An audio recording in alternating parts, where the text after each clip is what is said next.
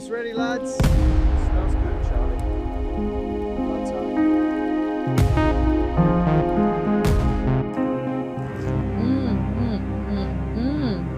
Try some. Don't mind if I do. Hungry? The smell hits you first. Hot oil, salt crystals melting into golden ridges. You hear that perfect crunch, feel the steam escape, taste that satisfying combination of crispy outside and soft inside.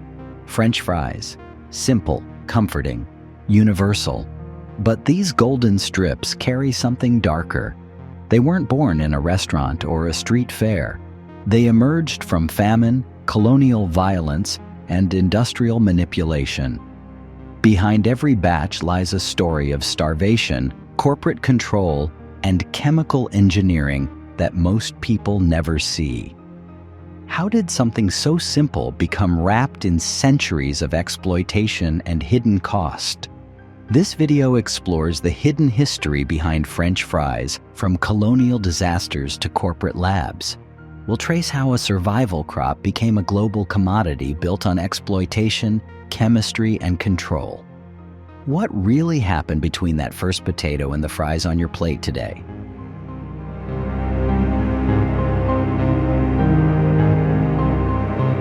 A famine crop from the Andes.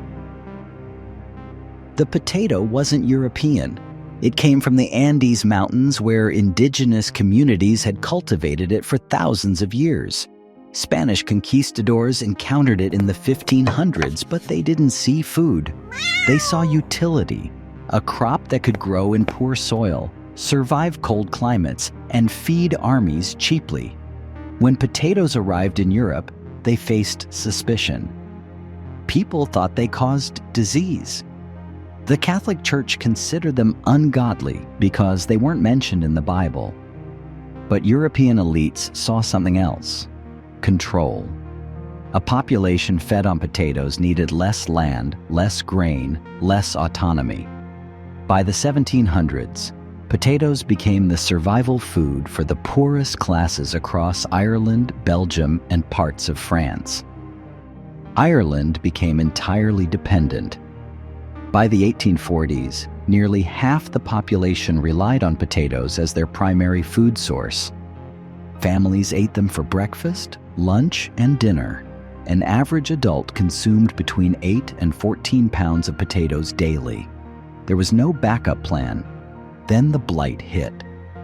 Phytophthora infestans, a microscopic fungus, spread through fields, turning potatoes black and rotten within days. Between 1845 and 1852, over 1 million Irish people starved to death. Another million fled across the Atlantic, abandoning their homes forever. But here's what most people don't know. Ireland was still exporting food during the famine. Wheat, oats, and cattle continued leaving Irish ports for England while people died in the fields. The famine wasn't just a natural disaster, it was a structural decision. British landowners prioritized profit over survival. Irish tenant farmers, working land they could never own, couldn't afford the grain they grew on rented estates. They labored under threat of eviction, paid rent in crops they never tasted, and watched ships carry food away while their children went hungry. They had only potatoes, and when those failed, they had nothing. The potato had become a tool of control. It kept populations alive enough to work, but dependent enough to never resist. Cheap, efficient, brutal. And this wasn't the end of the potato's dark path. It was only the beginning. Born in the trenches. The origin of French fries isn't a charming kitchen invention. It's a military solution born from necessity, hunger, and war. The earliest confirmed records of fried potatoes appear in military kitchens during the Napoleonic Wars in the early 1800s. French army cooks needed to feed thousands of soldiers quickly with limited resources. Potatoes were cheap, portable, and didn't spoil as fast as bread. Frying them in animal fat made them filling and gave exhausted soldiers the calories they needed to march and fight. But the real transformation happened in the trenches of World War I. Between 1914 and 1918, millions of soldiers from across the world converged in Belgium and northern France. The battlefields were muddy, cold, and desperate. Soldiers needed hot food fast, and local Belgian civilians sold fried potatoes from makeshift carts near military camps. American soldiers, many of whom had never seen fried potatoes before, started calling them French fries because the Belgian locals spoke French. The name stuck. What most people don't know is that fried potatoes became standard military rations. They were easy to prepare in field kitchens, required minimal equipment, and kept soldiers functional during brutal campaigns. Military logistics officers calculated caloric output per pound of potato. They measured cooking time against fuel consumption. They tested how long fried potatoes stayed edible in transport. Food wasn't about nourishment, it was about efficiency. After the war, American soldiers brought the taste home. But they also brought something else: the idea that food could be industrialized, standardized, and mass-produced like weapons. French fries had proven themselves on the battlefield.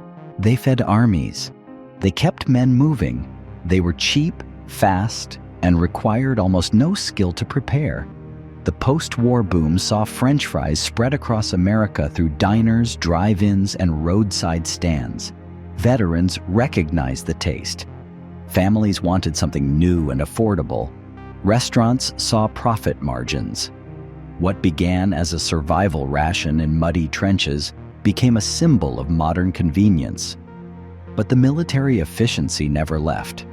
Every batch of fries sold in peacetime carried the logic of war: maximize output, minimize cost, feed the masses, ask no questions. French fries didn't emerge from culinary creativity. They came from conflict, calculated to fuel soldiers and profit from scarcity. And that wartime logic would shape everything that followed. The chemical transformation. In 1952, a milkshake machine salesman named Ray Kroc visited a small burger restaurant in San Bernardino, California. The restaurant was owned by Richard and Maurice McDonald. Kroc saw something the brothers didn't fully understand: scalability.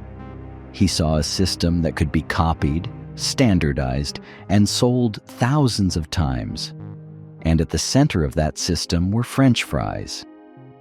But there was a problem. Fresh-cut potatoes didn't work for franchises. They tasted different depending on the location, the oil, the cook, and the potato variety. Kroc needed consistency. That's when he met J.R. Simplot, an Idaho potato magnate who had perfected frozen French fries.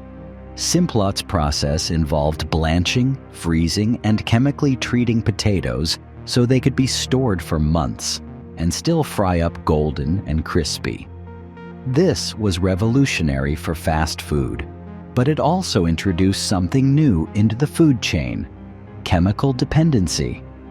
To achieve that perfect crunch and golden color, frozen fries were treated with dextrose, a type of sugar that promoted browning.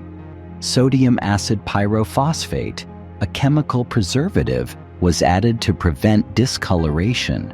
Later, companies added artificial beef flavoring to mimic the taste of fries cooked in animal fat, even after switching to vegetable oils in the 1990s.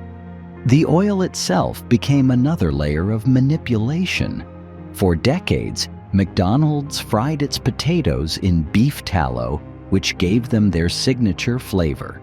But in 1990, facing public pressure over saturated fat, the company switched to vegetable oil.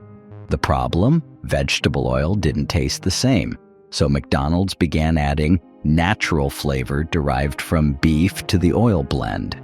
Vegetarians unknowingly consumed beef byproducts until the company was sued in 2002. Then there's the oil chemistry. Partially hydrogenated oils, which contain trans fats, were used for decades because they extended shelf life and maintained high frying temperatures. These fats were later proven to cause heart disease, but by the time regulations caught up, millions of people had consumed them daily for years. French fries had become a product of industrial chemistry, not just cooking. Every element was engineered for profit, shelf life, and addiction, and the potato itself, it barely mattered anymore. The monoculture machine. Behind every batch of industrial fries lies an agricultural system designed for control, not diversity. The potato you eat today is likely one of two varieties, Russet Burbank or Shepherdie. These aren't heirloom crops. They're industrial products bred specifically for fast food uniformity, storage, and frying performance. Russet Burbank became the industry standard because it grows large, oblong potatoes with high starch content and low moisture, perfect for frying. But genetic uniformity creates a vulnerability. When every plant is nearly identical, a single disease can wipe out entire harvests. That's what happened with the Irish famine, and it's still a risk today. Modern potato farming relies on chemical intervention to prevent what nature would otherwise exploit. To grow potatoes at the scale McDonald's, Burger King, and other chains demand, industrial farms use monoculture, planting the same crop in the same fields year after year. This depletes soil nutrients and invites pests, so farmers compensate with synthetic fertilizers and pesticides. In the United States, potatoes receive more pesticide applications per acre than almost any other crop. Fungicides prevent blight. Herbicides kill competing plants. Insecticides eliminate beetles and aphids. Some farms in Idaho and Washington apply pesticides 15 to 20 times per growing season, creating fields so saturated with chemicals that workers require protective gear to enter. One chemical in particular deserves attention: chlorprofam, a sprout inhibitor. After potatoes are harvested, they're stored in climate-controlled warehouses for months. To prevent them from sprouting, they're treated with chlorprofam gas. The chemical suppresses cell division, keeping potatoes dormant until they're processed. It's effective. It's also classified as a possible cancer-causing substance. The European Union banned it in 2020, but other countries still allow it. Then there's water. Growing potatoes in arid regions like Idaho requires massive irrigation. Aquifers are drained faster than they can refill. In some areas, water tables have dropped by over 100 feet in the past 50 years. Entire ecosystems collapse when rivers are diverted for industrial farming. The monoculture machine produces billions of pounds of identical potatoes every year. It's efficient, it's profitable, it's also fragile, toxic, and unsustainable. But the system doesn't stop at the farm. From factory to fryer. The journey from harvest to your plate involves industrial processing most people never see. After potatoes leave the farm, they enter sorting facilities where machines grade them by size, shape, and color. Potatoes that don't meet standards, sometimes 30% of the crop, are rejected. Some are sold as animal feed. Others are pulverized into starch or dehydrated potato flakes. Nothing is wasted because waste cuts profit. Accepted potatoes move to processing plants where they're washed, peeled, and cut by machines moving at high speed. Water jets slice them into uniform strips. Then comes blanching. Potatoes are submerged in hot water to deactivate enzymes that cause browning. This step also leaches out natural sugars, which are replaced later with dextrose to control the exact shade of gold the fries will turn when fried. After blanching, fries are dried, partially fried in industrial oil baths, frozen at -40 degrees Fahrenheit, and packaged. Some facilities process over 1 million pounds of potatoes per day. The fries you eat at a restaurant were likely frozen 6 months earlier and stored in a warehouse before being shipped to a distributor, then to the restaurant, then into the fryer. This system creates a paradox. French fries taste fresh, but they're engineered products with supply chains spanning continents. The potatoes might be grown in Idaho, processed in Oregon, frozen in a facility owned by a Canadian corporation, and distributed to restaurants across Asia. At every stage, refrigeration, fuel, and packaging keep the product stable. And once those fries reach the restaurant, the oil they're cooked in is often reused multiple times. Heating oil repeatedly breaks down its chemical structure, forming acrylamide, a harmful chemical compound linked to cancer in animal studies. Some restaurants change oil daily. Others stretch it for a week. There's no federal regulation on how long frying oil can be reused in the United States. What started as a potato in a field has been washed, peeled, chemically treated, frozen, shipped, stored, fried in degraded oil, salted, and served. It barely resembles the original crop, but it's consistent. And that's what the system was built to deliver.